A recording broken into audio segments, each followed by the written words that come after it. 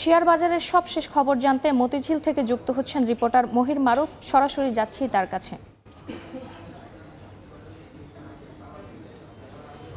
টানা দরপতনের মধ্য দিয়ে লেনদেন চলছে শেয়ার বাজারে। গত সপ্তাহে বড় রকমের সূচকের পতন হওয়ার পরে চলতি সপ্তাহে যখন বিনিয়োগকারীরা ভেবেছিলেন এ সপ্তাহে তারা ভালো কোনো খবর পেতে যাচ্ছেন, কিন্তু এ সপ্তাহে রোববার সূচকের যে পতন হয়েছিল সেটি ছিল বিগত 2 মাসের মধ্যে সর্বনিম্ন, এবং পরবর্তীতে সোমবার অর্থাৎ আজকে সকালে প্রথম ঘন্টায় সূচকের পতন দিয়েই কিন্তু শেয়ার বাজারে লেনদেন শুরু হয়েছে। বিশেষ করে রোববার গতকালের পতনের দিকে দেখলে দেখা যায় যে একদিনে পতন হয়েছে 84 পয়েন্ট, যেটি কিনা গত 2 মাসের মধ্যে সর্বোচ্চ।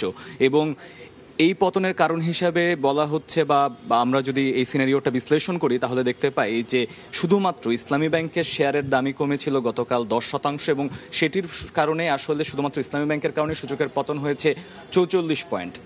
এই পতনের ধারায় খন্দকার রাশেদ মাকসুদ, বর্তমান কমিশন চেয়ারম্যান, তিনি যখন দায়িত্ব নিলেন 19 আগস্ট, তিনি দায়িত্ব নেওয়ার পর থেকে আজ পর্যন্ত সর্বমোট সূচক কমেছে 376 পয়েন্ট, অর্থাৎ সূচক কমার যে ধারা এটি বজায় রয়েছে। বিনিয়োগকারীরা হতাশ হয়ে পড়েছেন।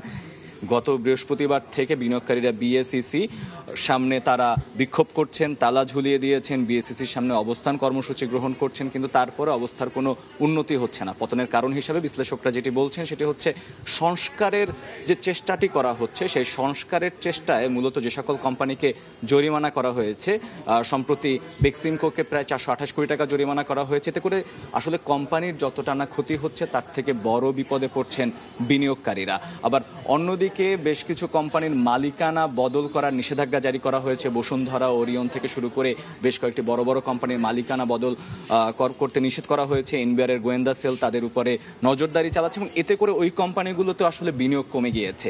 বড় বড় কোম্পানির বিনিয়োগ কমে যাওয়ার কারণে শেয়ার বাজারের অবস্থা একেবারেই টালমাটাল, এবং বিনিয়োগকারীরা অত্যন্ত হতাশার ভিতরে আসলে দিন কাটাচ্ছে। এবং ওভারঅল যদি আমরা দেখি যে বিগত 15 বছরের ভিতরে যে সকল কোম্পানিকে আইপিও দেওয়া হয়েছে তার বেশিরভাগ কোম্পানি যে ক্যাটাগরাইজড করা হয়েছিল, সে ক্যাটাগরাইজে সিংহভাগ কোম্পানি হয় বি ক্যাটাগরিতে আর না হলে জেড ক্যাটাগরিতে।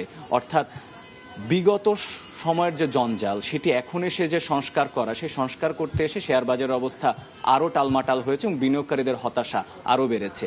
মতিঝিল থেকে এই ছিল আমার কাছে সর্বশেষ। সরাসরি যুক্ত ছিলাম রাজধানীর মতিঝিলে।